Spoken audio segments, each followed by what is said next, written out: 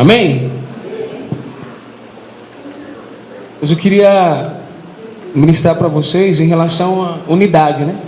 O título da palavra é Unidade dispensa quantidade. Normalmente quando nós vamos jogar bola, e às vezes não dá par, né? Às vezes você vai 9 jogar bola, não foi 10. Normalmente os melhores jogam com um a menos, é ou não é?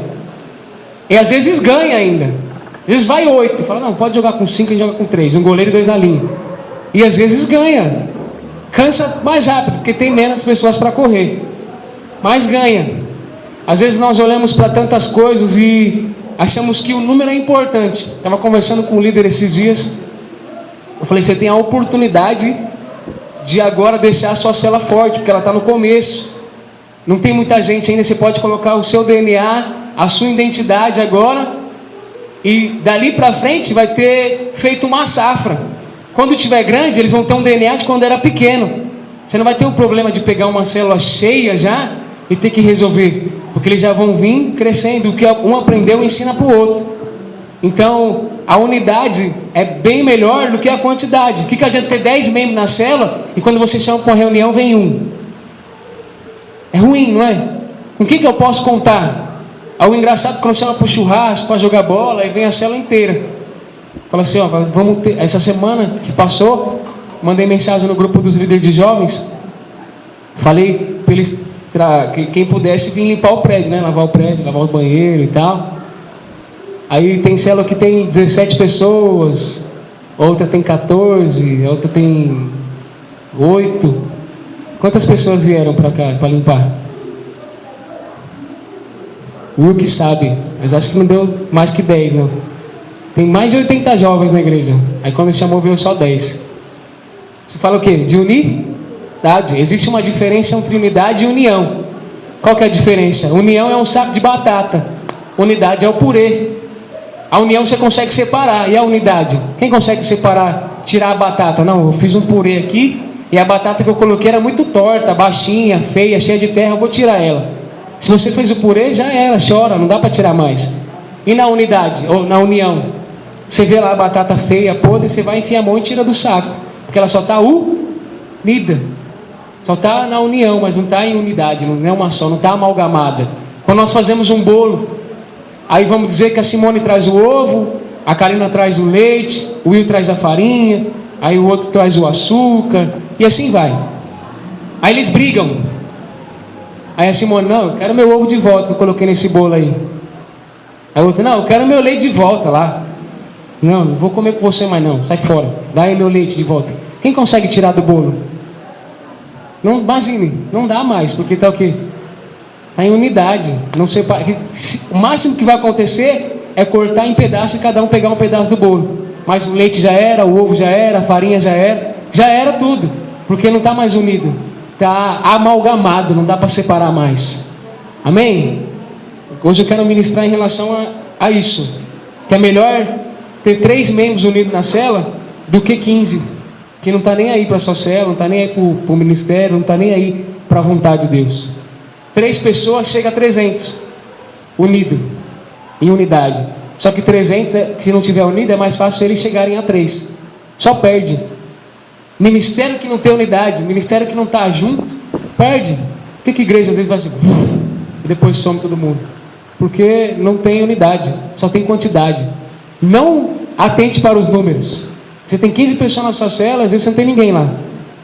Você tem 15 pessoas na sua rede, você não tem ninguém lá. Você chama, vem um. Ou você chama, não vem ninguém. Então, que a partir de hoje você comece a priorizar a unidade. Queria que você abrisse a sua Bíblia em Juízes 7.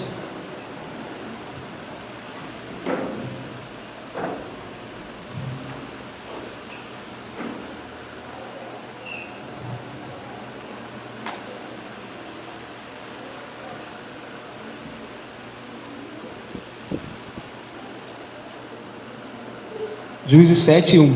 Do 1 ao 8. Quem achou, diga amém. Quem não achou, fala, eu preciso de um milagre.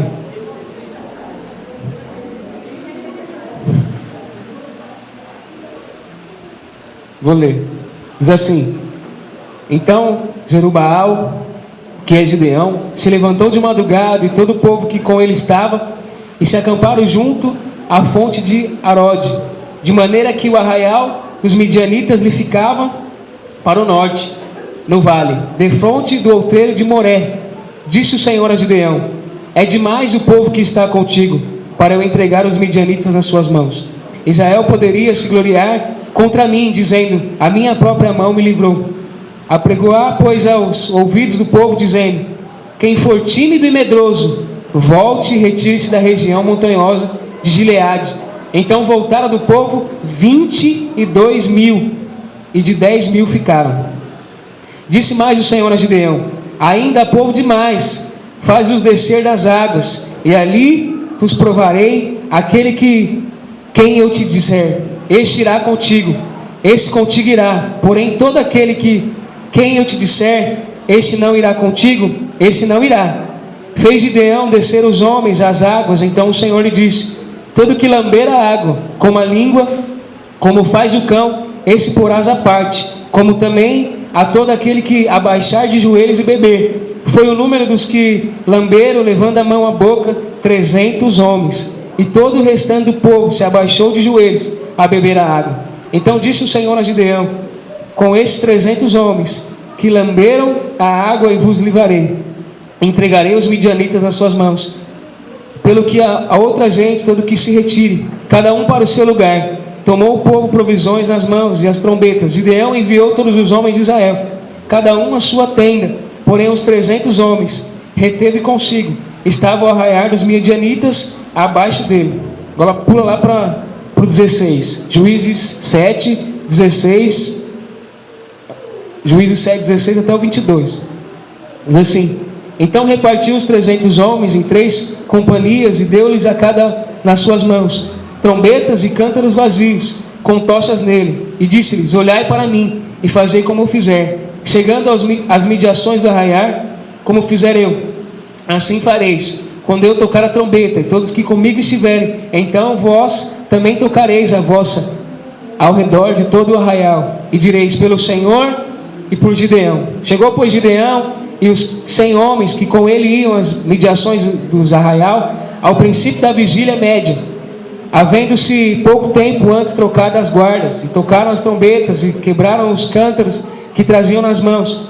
Assim tocaram as 3 companhias as trombetas, e despedaçaram os cântaros, e seguravam na mão esquerda as tochas, e na mão direita as trombetas, que tocavam e exclamavam: espada pelo Senhor e por Gideão. E permaneceu cada um no seu lugar ao redor do arraial, que todo deitou e correr, a gritar e a fugir. Ao soar das 300 trombetas, o Senhor tomou a espada de um contra o outro, e isso em toda arraial, que fugiu rumo de Zererá até Bet-Sita, até o limite de Abel Meolá, acima de Tabate. Até aí.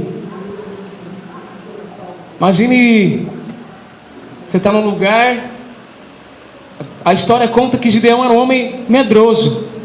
Tanto é que quando estava acontecendo as coisas, ele estava escondido no lugar onde moía o trigo, onde passava aquele boi assim, rodando uma ferramenta de madeira para moer o trigo. Ele estava escondido lá dentro, com medo de morrer. Aí aparece um anjo para ele e fala: ô homem corajoso. Ele era corajoso? É nada, ele estava fugindo, escondido lá com medo de morrer.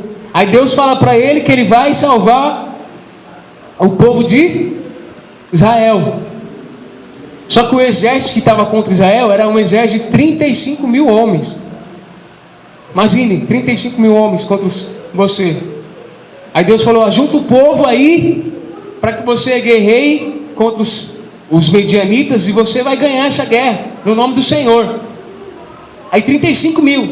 Quando ele mandou juntar o povo, mandou juntar a igreja, mandou juntar quem ele conhecia, deu um número de 32.000 homens.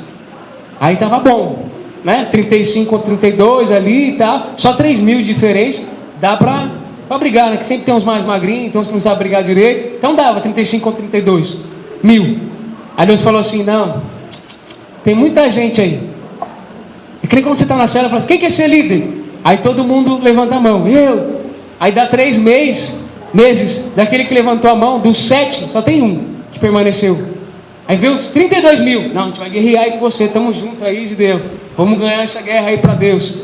Aí não dá, 35 mil com 32, vamos trocar soco com os caras.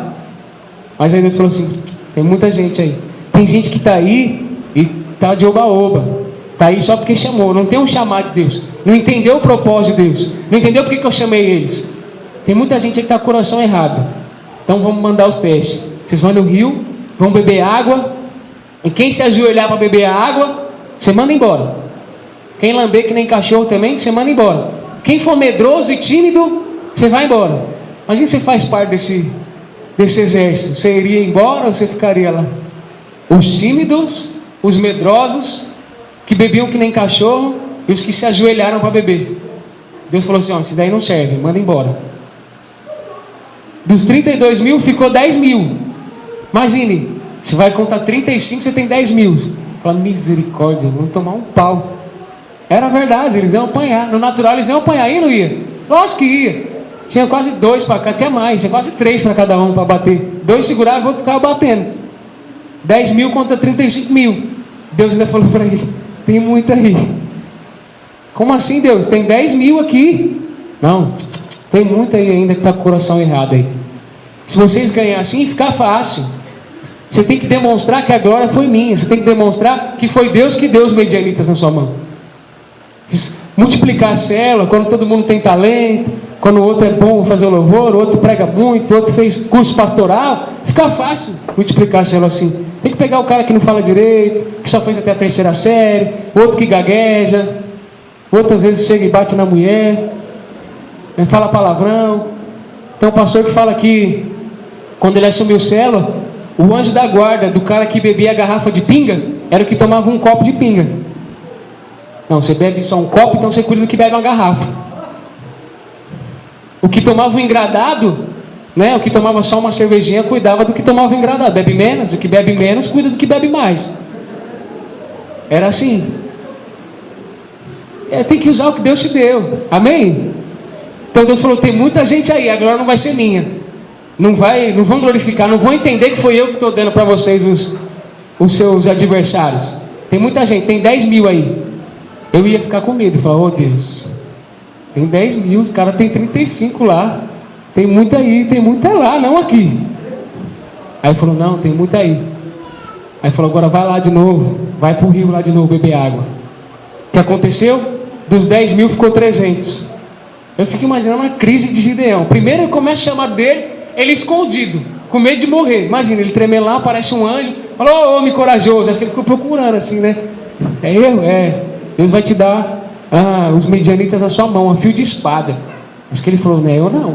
É que ele consegue desafiado para assumir a célula. Fala assim, tem certeza que é eu? Tenho convicção, Deus falou comigo, você tem um chamado. Aí você não fala direito, você tem vários problemas, está endividado. Meu Deus, está que nem os valentes de Davi, na caverna, cheio de doença, cheio de carrapato. Mas é isso que Deus escolhe. Deus escolhe os fracos para confundir os fortes. Deus chama os loucos para confundir os sábios. Eis aqui um louco que Deus chamou. Eis aí um monte de louco aí, né? Não é a torcida do Corinthians, mas é um bando de louco aí.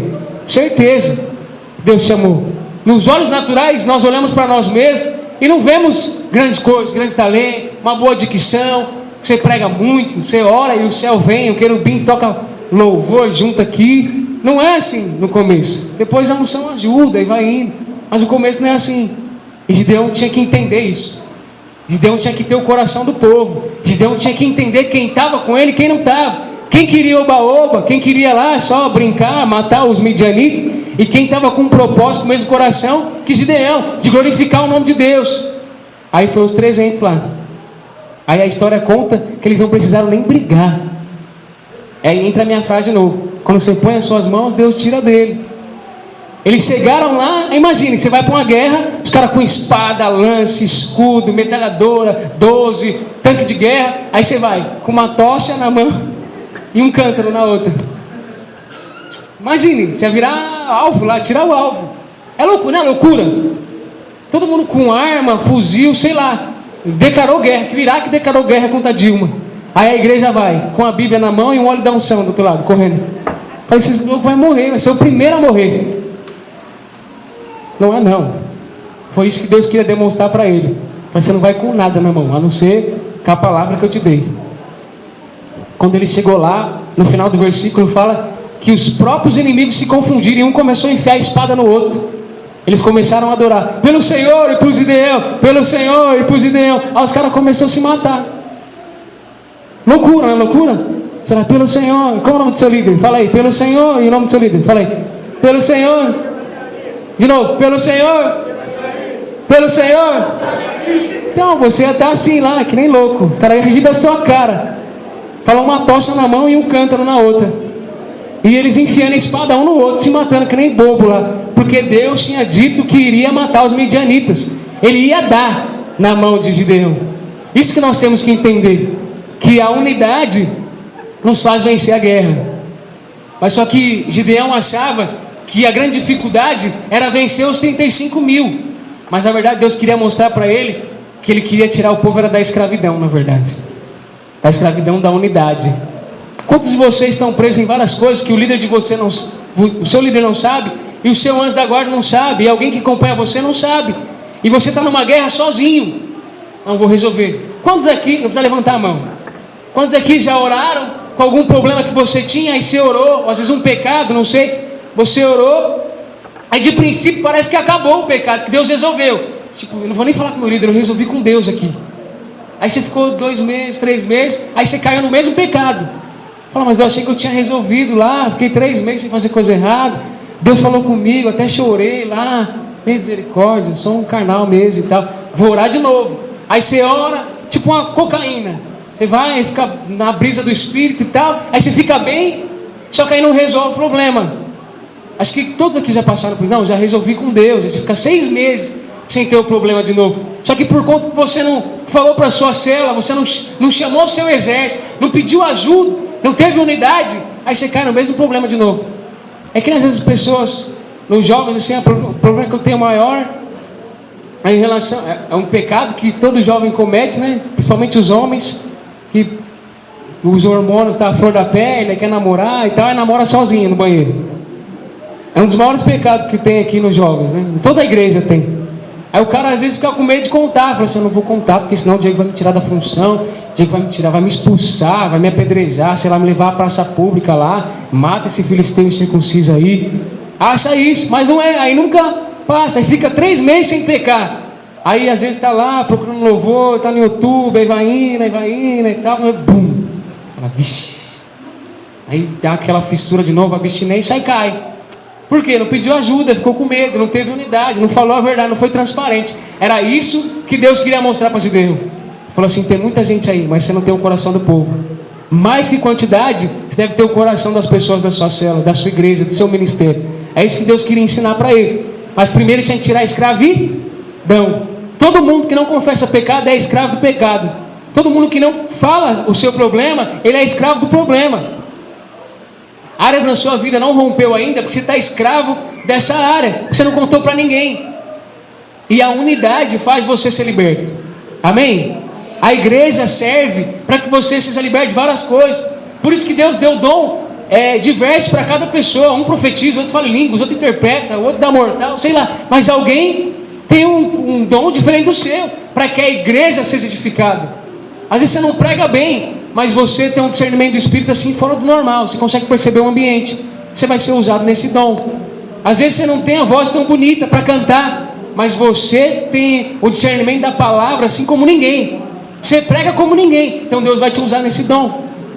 Às vezes nós ficamos presos em coisas que nós vemos nos outros. Às vezes nós olhamos para a célula que tem 15. Fala, Senhor, eu estou caminhando aqui já faz 6 meses. E não rompe, não vem ninguém. Eu evangelizo, eu pego o megafone, eu já falei na rádio, já fui na Tupi, na Jovem Pan, na 105, e ninguém vem para minha célula. Aí o outro líder está lá e parece que começa a brotar lá. Ele fala aleluia, cai um cara da chaminé. Sei lá, o vizinho escuta o barulho lá da célula e vem, bate na porta lá. Fala, meu Deus, o cara assumiu célula ontem, já está com 30 na célula dele. O que acontece? Às vezes nós olhamos para isso, para os números, para muitas pessoas. Mas Deus quer saber do coração, quer saber da unidade. Queria que você imaginasse agora, quem está com você de verdade? Na sua célula, no seu ministério. Quem hoje você pode contar? Como, não, eu vou agora contra 35, mas eu tenho 300, mas eu tenho a palavra de Deus. E a palavra de Deus não volta vazia. Ele não é homem para mentir, nem filho do homem para se arrepender. Se ele disse a palavra, como não pode acontecer? Um dos maiores problemas é a nossa mente, do diabo acusar a sua mente.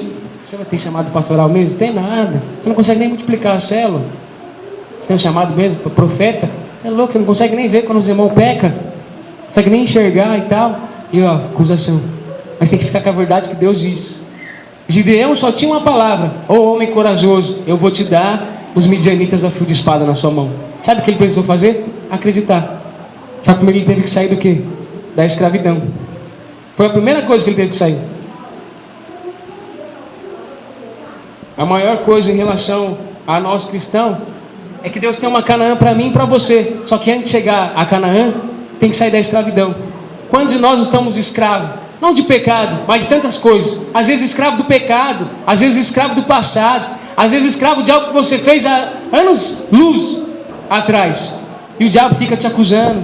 Deus já te perdoou e você mesmo fica se martirizando. Deus nem lembra mais, você fica lembrando Deus do pecado que você cometeu anos atrás. Fala: Deus me perdoa. Deus me perdoa do quê? E quando você pede perdão, eu esqueço, está no rio lá do esquecimento. Você está me pedindo perdão do quê? Nem lembro mais. E Deus, se passou 10 anos, está lá: o Senhor, perdão, perdão, Senhor, perdão. Ele está lá: perdão pelo quê? Já arrependeu antes. Para que ficar pedindo perdão? Acabou, já era. Então nós ficamos escravos disso. A primeira coisa que Deus fez para livrar o povo da escravidão foi, a primeira coisa que o povo tem que fazer, na verdade, foi clamar por Deus. Uma das primeiras coisas que nós devemos fazer para sair da escravidão é clamar por Deus. Às vezes ninguém pode resolver o seu problema, mas o clamar por Deus, o pedir por Deus, te faz ser liberto. Às vezes nós procuramos resposta em tantas coisas. Às vezes nós procuramos as pessoas antes de procurar Deus. Às vezes as pessoas vêm procurar: Diego, estou com problema em tal área, com tal pessoa, não sei o quê. Você já orou? Não. Então vamos orar primeiro. Às vezes as pessoas colocam os líderes como um semideus. Antes de falar com Deus, vai falar com o líder para resolver.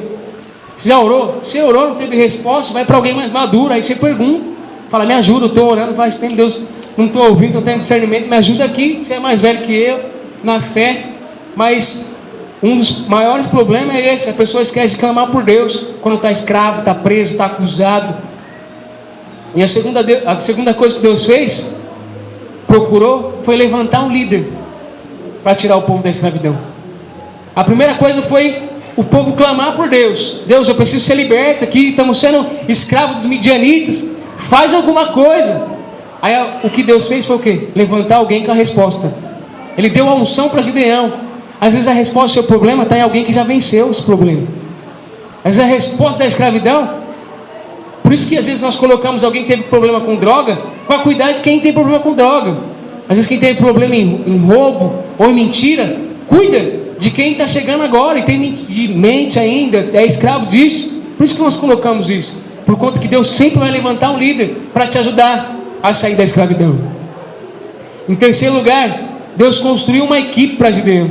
Você está na sua cela, você quer fazer tudo sozinho. Você está lá na sua casa, quer fazer tudo sozinho. Mas Deus sempre vai dar uma equipe para você.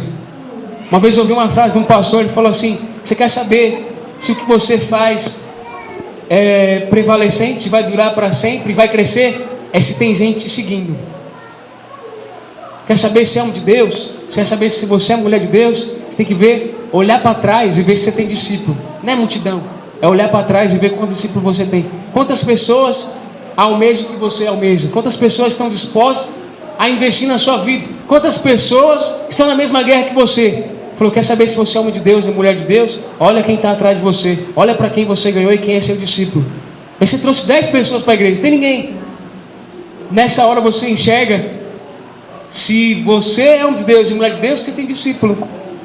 Mas as pessoas estão na igreja 10, 15, 20 anos, nunca ganhou ninguém para Jesus. Me perdoa pela palavra, mas é uma vergonha isso. Pelo menos investir em alguém. Não ter um discípulo é uma vergonha. Quem concorda comigo? Às vezes você está na igreja lá 10, 15, 20 anos, não tem um discípulo, não ganhou ninguém. Isso é uma vergonha. Mas aqui nós temos muitos discípulos, amém? Quarto lugar, Deus definiu uma estratégia de vitória. Nós só vencemos a guerra quando Deus nos dá a estratégia. Às vezes nós queremos fazer muitas coisas, mas às vezes na força do braço, às vezes no que você aprendeu no mundo, às vezes na inteligência racional, às vezes no natural, e você não consegue vencer. E não consegue vencer a sua guerra. Aí Deus dá uma estratégia louca. Imagine Josué para conquistar Jericó. Aí Josué chega lá, aí Jesus, aí Deus, qual que é a estratégia de guerra aí? Aí Deus fala para eles: ó, Josué, a estratégia é a voltinha. Ele vai falar o quê? É a voltinha. É espaço, espada, escudo. Como é que é esse negócio aí? Você vai ficar dando voltinha em volta da cidade lá e você vai ganhar a cidade. Não é loucura? O muro ia cair porque ele ia ficar dando voltinha em volta do muro. É loucura. Imagina se fosse eu e você hoje.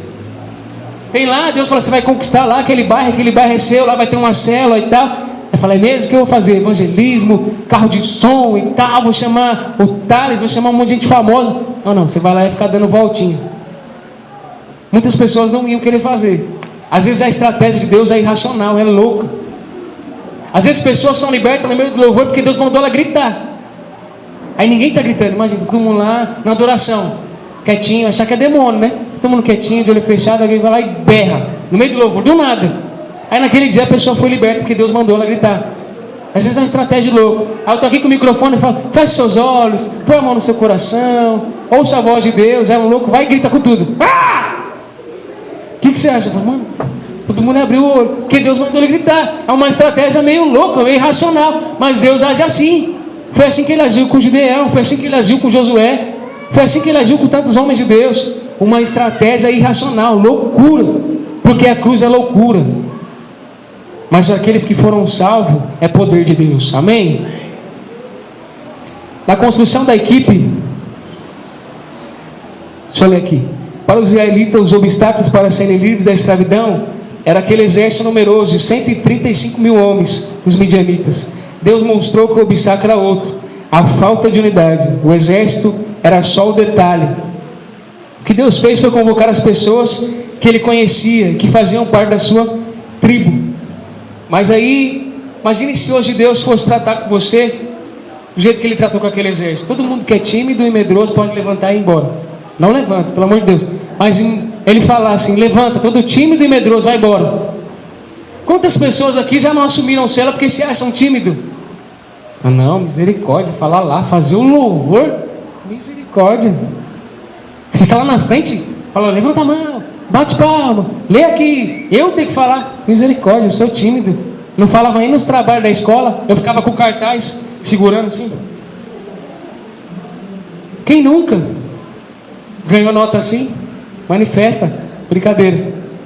Mas muitas pessoas chegaram aqui e era tímida. Moisés chegou diante de Deus e falou assim: não, senhor, minha língua é pesada, o que eu vou falar lá e tal? Não dá não. Deus falou: você vai lá e fala que eu que mandei. Você abre a boca e eu vou encher ela com palavra. É isso que Deus quer fazer. Sabe o que Deus quer? A disposição de fazer alguma coisa. Você tem que se dispor a fazer. Se for desafiado, fala: amém, eis-me aqui, que nem Isaías. Só que Deus é meio sarcástico às vezes. Imagina lá, Isaías viu o trono de Deus, teve uma experiência com Deus. Aí do nada Deus olha para ele e fala assim: a quem enviarei? Não tem ninguém lá, só tem Isaías. Ele acabou de ver o trono, acabou de ter uma experiência com Deus. Aí Deus olha para ele, só tem ele lá, tipo aquela luzinha, só está ele lá. Aí ele fala assim: Isaías, quem enviarei? Só tem ele lá. Aí Isaías fala: eis-me aqui, Senhor, me envia. Deus faz a mesma coisa com você. Deus vai gerando a circunstância sem chegar que é você, meu filho. Você tem que responder. Aí você não quer aceitar. Não, mas eu nem terminei a faculdade ainda, nem falo 3 línguas ainda, nem fui para o exterior e voltei. Deus não vai me usar. Não, eu sou muito nécio ainda. Eu vejo aqueles homens tão sábios pregando, pastor Luísio, tão eloquente, tão inteligente, mestre, parece até um professor. Imagine eu lá falando problema, ministrando na cela. Misericórdia, eu vou envergonhar o nome da videira. Mas aí Deus escolheu você assim mesmo. O que Gideão teve que fazer? Entender, se dispor. O povo teve que se dispor. Amém? A estratégia interessante de Deus é o que Deus queria revelar, né? Primeiro, em relação que eles não poderiam abaixar para lamber a água que nem cachorro, porque eles eram rei dos reis. O que a Bíblia fala? Que Deus é rei dos... Você já viu o rei beber água assim? Já viu algum rei beber água assim? Lambendo? Nunca na vida. Por que eles foram rejeitados quando eles começaram a lamber a água? Porque eles colocaram numa posição inferior. Deus não usa quem se coloca em posição inferior. Quem fica falando coitadinho, ai de mim, tadinho de mim, ô vida, ô céu, ninguém me vê, ninguém me ajuda. Deus não usa. Isso fere a Deus. Porque Deus investiu o fôlego divino em você, investiu o Filho dele na sua vida, investiu a unção na sua vida. Aí você fala, ah não, eu sou tão incapaz, tadinho de mim. Às vezes essa visão é confortável. Porque é difícil às vezes fazer a vontade de Deus. Aí é mais fácil se esconder. Mas não. Tem um fulano que é tão melhor que eu. Aí você vai se escondendo, mas não quer melhor. Fala, você poderia fazer tal coisa? Ah não, mas fulano faz melhor e tal. Põe ele aí para fazer os negócios aí, beleza. Aí você vai se escondendo. Fala aí. Aí não, vai ficar rosa, roxo, verde, amarelo, toda cor. Não consegue falar. Aí você vai se escondendo. E o propósito de Deus, não existe gente insubstituível. Se você não responder, Deus coloca outro. Aí você vai deixando passar. Aí vai ficando velho. Acabou. Passou. Nossa, eu poderia ter sido um pastor, né? Então a primeira coisa que você deve enxergar é quem você é em Deus. A primeira coisa que você deve enxergar é que Deus deu o Filho dele por você. A primeira coisa que você deve enxergar é que você é rei, porque Deus é rei dos reis. Então não fique na posição de coitado, na posição de inferior aos outros, na posição de que Deus não te chamou, na posição que eu não tenho unção, eu não vou ganhar ninguém. Isso é mentira do inferno na sua vida. Se Deus te colocou na videira, se Deus te trouxe para cá, é porque Deus quer que você lidere uma célula. No mínimo, Deus quer que você lidere uma célula. Se não fosse para você liderar a célula, Deus chama ela para a assembleia, para a congregação, testemunho de Jeová, para os mormons, para a macumba, para um banda, sei lá. Mas você está aqui é porque Deus quer que você lidere uma célula. Quem diz amém? Amém. Se não fosse para liderar a célula, Deus não tinha te enviado para cá. Mas eu, Diego, misericórdia, é você. Se vocês me conhecessem antes de me converter, uma vez um amigo meu trouxe as minhas fotos, passei a maior vergonha da minha vida. Falei, o que você fez? Cabelo grande, roupa larga, não sei o que, tímido, não conseguia falar. Hoje estou com o microfone pregando para a igreja. Mas se eu olhasse para a naturalidade, para o normal, para o natural, eu não ia conseguir pregar para ninguém, nem para minha mãe em casa eu consegui pregar. Mas Deus me escolheu, e isso é o mais importante. Deus tinha escolhido Gedeão, Deus escolheu você. Então não fique escravo do seu pecado, não fique escravo da sua debilidade, não fique escravo. Às vezes meu pai não deu em nada, minha mãe não deu em nada, a minha família não deu em nada, mas você vai dar alguma coisa em nome de Jesus. Consegue entender isso? Não se coloque na posição inferior, não se coloque na posição de cão. Foi isso que o povo fez errado. Vai beber água, bebe que nem cachorro. Vocês não são cachorro, vocês são filhos de Deus. Segunda coisa, para a estratégia de Deus, para Deus enxergar o coração das pessoas, foi que na batalha eles tinham que ver que eles eram filhos de Deus. Quando eles foram beber e eles foram aprovados, na posição que eles estavam, Deus falou, eles não vão ajoelhar, porque eles são filhos de Deus. Filho de Deus não se ajoelha para ninguém, a não ser para Deus. A questão deles ajoelhar, eles estavam demonstrando que eles eram fracos, que eles não estavam vigiando. Quem está numa guerra fica ajoelhado, vai morrer, não tem como correr. Eu não ia brigar, eu ia sair correndo na guerra. Mas não tem como correr de joelho, não tem como você enxergar, você não vê quem vem, você está de costas, está bebendo água, você não consegue enxergar. Uma das estratégias que Deus fez para enxergar quem estava alerta, quem estava disposto a responder, quem estava disposto a guerrear, é quem estava atento ao que está acontecendo. Aí vai chegando gente na cela, você não vai ver, aí fulano chega, aí lidera na sua frente, tem 15 anos de igreja, aí o cara chegou 3 meses, está liderando a cela, fala, nossa, o que ele fez? É que você não está atento, você não está prestando atenção, você não está atento na guerra, você não está com o seu líder. Amém? Essa estratégia mostra a identidade, o foco dos homens que estavam com Gideão. Quem não sabe quem é, não pode estar em unidade com Deus. Quem não está focado, rapidamente perderá a unidade de vista. Quem não tem foco, quem não sabe para onde vai, não chega em lugar nenhum. Uma vez um jovem perguntou para mim, ele assumiu célula, né? Aí ele perguntou para mim se era pecado ele querer ser discipulador. Acabei de assumir célula, é soberbo e tal. Eu falei, lógico que não. Quem virou líder de treinamento, qual é o alvo dele? Virar líder. Quem virou líder, qual é o alvo dele? Discipulador. É pecado sonhar em ser discipulador se você é líder? Se você é membro e quer ser discipulador, não é pecado também não. Vai sonhando aí com um monte de coisa, aí ser discipulador, pastor, apóstolo, sei lá, uma igreja de 1.000, 3.000, 5.000, 15.000, um monte de zero. Sonha com isso aí. Então, só chega em algum lugar quem tem alvo. Você só vai liderar uma célula se você quiser se liderar uma célula. Não adianta você estar aqui no meio, as pessoas investindo na sua vida, querer que você cresça e você, não quero, não, tá bom, depois eu vou, no outro mês eu vou. Não, mês, no outro mês. Vamos levar alguém para o encontro? Não deu, no outro eu levo. Aí vai passando as oportunidades. Deus quer pessoas que estão dispostas. Amém? Para encerrar aqui, eu queria falar de 5 estratégias que Deus gerou para que eles fossem vitoriosos, né? A primeira delas foi que eles deveriam ter a mão num cântaro vazio, com uma tocha de fogo dentro. E a outra palavra e as outras palavras deveriam se esvaziar de si mesmo e ter somente o fogo do Espírito dentro deles, exatamente como Jesus fez. A única coisa que eles precisavam era ter como é que fala? Um cântaro, só com o fogo de Deus, mais nada. Apontava para Cristo. Ele se esvaziou, se encheu do Espírito e fez a vontade de Deus. Quem não se esvazia e não está disposto a se encher do Espírito, não vai fazer a vontade de Deus, não vai ganhar uma guerra. Então Deus queria que vocês não vão com nada na mão, nenhum material bélico, nada, você vai com nada. Você vai apenas com o cântaro, cheio de fogo, cheio do Espírito, para vencer essa guerra. Então o cântaro cheio do fogo aponta para isso. Eles estavam vazios, mas estavam cheios do Espírito. Para você conseguir alguma coisa em Deus, tem que se esvaziar de você mesmo. Estava no discipulado com os líderes, eu falei assim: Deus não coloca pessoas em lugares altos que são orgulhosos. Deus não usa ninguém orgulhoso. Deus chamou Moisés, a primeira coisa que ele fez, quebrou o orgulho dele. Deus chamou Abraão, quebrou o orgulho dele. Deus chamou Noé, quebrou o orgulho dele. 100 anos fazendo uma arca, onde ninguém acreditava que ia chover. Deus chamou Paulo, o que fez? Quebrou o orgulho dele. Ninguém vai alcançar lugares altos em Deus se você é orgulhoso. Você tem medo. Às vezes a timidez é orgulho. Você tem orgulho de não aparecer lá e passar vergonha. Não, Diego, não é não, é sim. Você é orgulhoso. Às vezes você é tímido, você é orgulhoso. Você não quer aparecer, você fala de orgulho. Você ser tímido.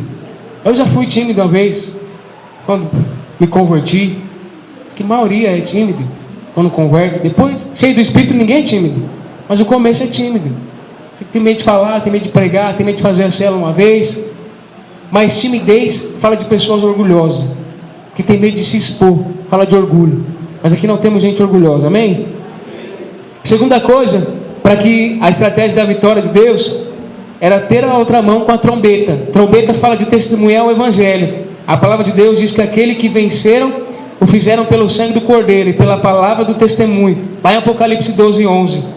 Quem se propõe a ir para a guerra com um cântaro vazio, com a tocha de fogo dentro de uma mão e a trombeta na outra? Quem é o louco o suficiente? Só os que são loucos por Cristo e unidos a Ele. E a terceira coisa para que nós possamos vencer, eles seriam colocados em 3 equipes de 100. Não era para lutarem sozinhos, mas em equipe. Só vence quem luta em equipe. Já viu um exército vencer por um homem só? Tem um cara que é bom demais, é ninja, melhor que o Jackie Chan e o Goku do Dragon Ball junto. Melhor. Ele vence o exército sozinho? Pode ser o pior exército do mundo, não vai vencer. Ou vai vencer? Só no filme do cara que eu não gosto lá, o Steven Seagal.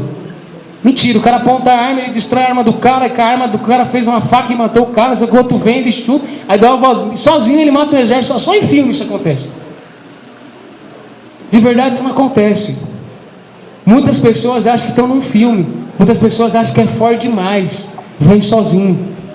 Tem coisas na sua vida que oração não vai resolver.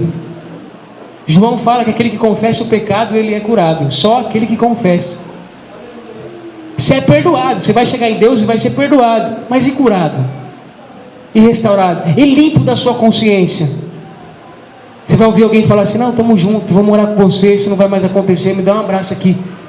Deus não vai aparecer assim do nada e vai fazer isso. Ele vai usar alguém, mas para isso tem que se dispor a falar. Então ninguém vence nada sozinho, amém? Aconteceu qualquer coisa, liga para o seu líder, liga para o seu anjo da guarda, liga para a célula, sei lá. Mas não fique só. Os primeiros a morrerem é os que ficam sozinhos. Sabe quem morre na igreja? Quem começa a faltar em célula, começa a faltar em culto, começa a faltar na reunião, é os primeiros a morrer. Aí a igreja inteira está fazendo negócio. Aí só um incircunciso vai para outro lugar.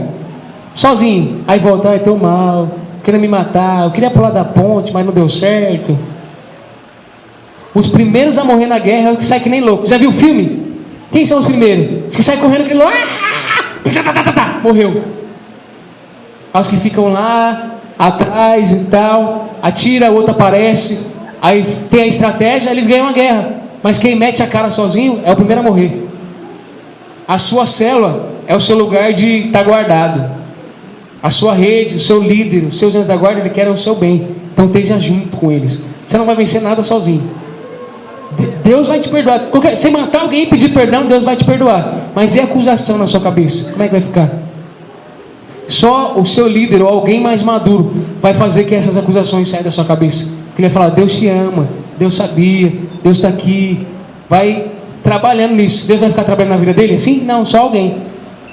Deus vai te perdoar qualquer coisa que você faça. Mas você vai ser sarado quando você falar com alguém. Quando você começar a lutar junto. Amém? Quarta coisa. Eles deveriam fazer o que Gideão fizesse. Era para tão somente fazer o que fizesse somente as pessoas dispostas a seguir a direção. E são essas que vivem o princípio da unidade que poderiam estar ali. Eles só poderiam fazer alguma coisa quem seguisse a direção de Gideão. Já viu gente que quer fazer muita coisa? Às vezes a célula não cresce. Aí o cara sobe para um monte, sozinho, não falou nada para ninguém. Aí a célula não cresce. Aí quer fazer o jejum de 60 dias só na água. Nossa, eu estava de jejum 60 dias, mas a célula não cresce. Subi no monte 4 meses seguidos, não mudou a minha realidade. Não é isso que Deus quer. Às vezes oração não vai mudar, jejum não vai mudar, subir no monte não vai mudar. Você ficar sem comer, atrofiado lá, não vai mudar. Precisa saber a direção de Deus. O que Deus quer para você? O que Deus falou com o Gideão? Aí o povo tinha que ouvir o que o Gideão falou. Tinha que ouvir o que o líder falou. Tinha que ouvir o que o anjo da guarda falou. Tinha que ouvir o que o mais maduro falou. Se Deus falou com o Gideão, o que eu tenho que fazer? Ouvir ele. Se Deus levantou um líder na sua célula, quem você deve ouvir? O seu líder. Ou então você vai começar a abrir o ministério de Absalão. Ah, se eu fosse Davi, o reino não ia estar assim, hein? Se eu fosse Davi, o reino não ia estar tão melhor. Eu ia resolver os seus problemas. Você tem que estar um só com o seu líder. O que eles faziam? Que eu falei, eles saíram correndo para a guerra e falaram, pelo Senhor e por Gideão. O que ele estava falando? Eu estou unido com o meu líder. Se ele vai morrer, eu vou morrer junto. Eu costumava falar para o pastor Alexandre que eu preferia errar junto com ele do que contra ele. Se ele me desse uma direção e fosse dar errado, eu preferia errar junto com ele do que ir fazer coisa ao contrário e estar sozinho. Porque se deu errado, ele assume o BO. Estou com ele. Ele mandou, vamos junto, ele é meu líder. Faço qualquer coisa, estamos aqui. Pelo Senhor e pelo Alexandre. Agora é pelo Senhor e pelo pastor Euler. Amém? Último. Finalmente deveriam gritar, depois de tocar a trombeta, pelo Senhor e por Gideão. A guerra era uma guerra de equipe e com um objetivo maior que o que de cada um individualmente. Estavam guerreando por uma causa maior. Não era simplesmente para deixar de ser escravizados, mas para poderem manifestar o reino de Deus e a sua grandeza. Deus não está procurando grandes guerreiros habilidosos. Deus procura aquele que quer tomar com ele. Esses são os que fazem a história e se tornam vencedores. Deus não quer as suas habilidades. Porque se fosse para colocar na balança as habilidades, Deus não precisa de você. Se fosse colocar na balança, se fosse o que você tem de bom para Deus te usar, Deus não ia te usar. Deus não ia me usar. Deus tão somente, Ele só quer que você se enxergue e fale, Senhor, eis-me aqui. Gideão só falou assim, eu estava lá, escondido, com medo da morte, mas eu resolvi ouvir a sua palavra. E eu sou um com o Senhor. Viu 32 mil aqui, mas o Senhor foi peneirando, eu estou com os 300 e eu vou vencer. Não queira ter muitas pessoas, queira ter pessoas unidas com você. Amém? Queria que você juntasse com a sua célula agora.